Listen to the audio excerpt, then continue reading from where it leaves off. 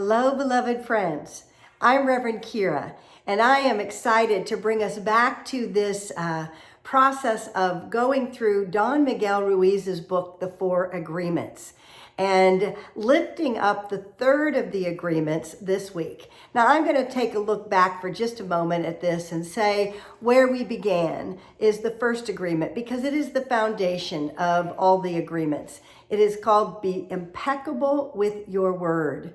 Be impeccable with your word. So what does that mean, impeccable? It means, as he says, without sin. And then we in Unity would teach that without sin means without error consciousness, error thoughts, meaning thoughts that are not aligned to truth. So being impeccable with our word is taking not only not thinking those things, but not vibrating those out into the world of form through our words. We are creative and use the creative energy of the universe with the words that we speak. So even things that you may take lightly or in jest are actually creative energy coming forth. But that which you really hold as impeccable in alignment with truth has the power to really create. So let's be impeccable with our word. The second of the four agreements that we looked at is don't take anything personally. Oh, it sounds so simple, doesn't it? For somebody else. But then we have the opportunity to say, all right, where do I take something personally and I give meaning to it, and I then end up getting in the way of being able to actually experience what's there because I'm engaged in an emotional response. I'm reactive rather than being able to just experience what is occurring. So when we step back and quit taking everything personally and see it as the universe working on our behalf, as a benevolence that's working with us, we have a whole different kind of experience. And we're not taking it on as it means something about me, because it usually doesn't. Now, the third assumption, which we're going into this Sunday, is don't make assumptions. You know, this is a big one, and it's a good one because we don't even realize the level at which we make assumptions continually in our lives. We assume we know. We assume that we know what someone else is thinking. We assume that how they're responding to us is based upon something that we're judging, rather than stepping back, not making an assumption that I know, not making an assumption within myself or about the other person, either one. This is where we remove judgment from the equation as well. And when we don't make assumptions, we're not judging ourselves or others based upon some ideal that we think needs to be met, or we're not basing it upon some way that we think we're supposed to show up. We're just being ourselves. And when I am being myself, then I can accept and honor you for being who you are, and I ask questions.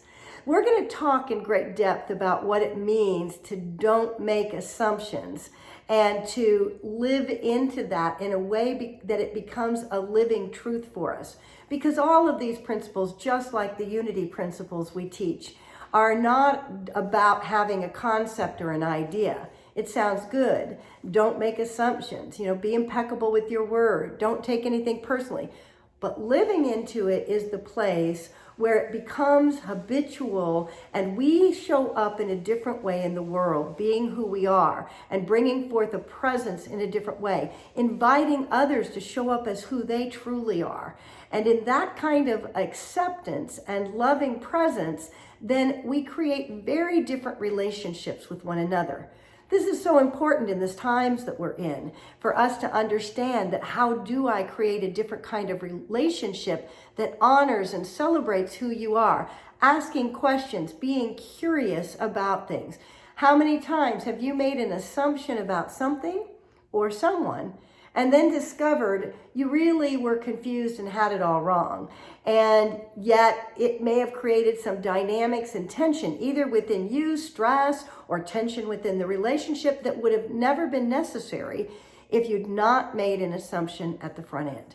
Well, we'll talk more about this, but I want us to open to the realization that the God essence is flowing through each and every one of us. whether we call it Christ consciousness or light or love or wisdom, we all have within us the capability of tapping into the intelligence of the universe.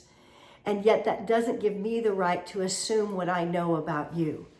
Don't judge you by your outer experience or my inner experience, either one.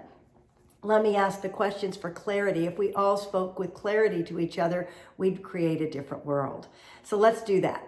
Let's follow and study this next of the four assumptions, or not four assumptions, oh my gosh, the four agreements. The four assumptions, we'll have to think about what those are that want to be overcome. We'll look at that on Sunday. All right, love you and bless you and wish you a fabulous week. And we look forward to having you with us this Sunday. We are grateful for all of those that have been contributing through our pledge campaign and sharing their pledges, and also their commitment to live into the unity principles. We know that that's the place where we transform ourselves and the world that we live in by how we're living these principles, how we're living these four agreements. So see you this Sunday at 10:30 a.m. at Unity Bay Area, Houston in League City, Texas. Or join us online. We have a Facebook or a YouTube, and both of those are under Unity Bay Area, Houston. Bless you, friends. Have a fabulous, fabulous week. See you soon.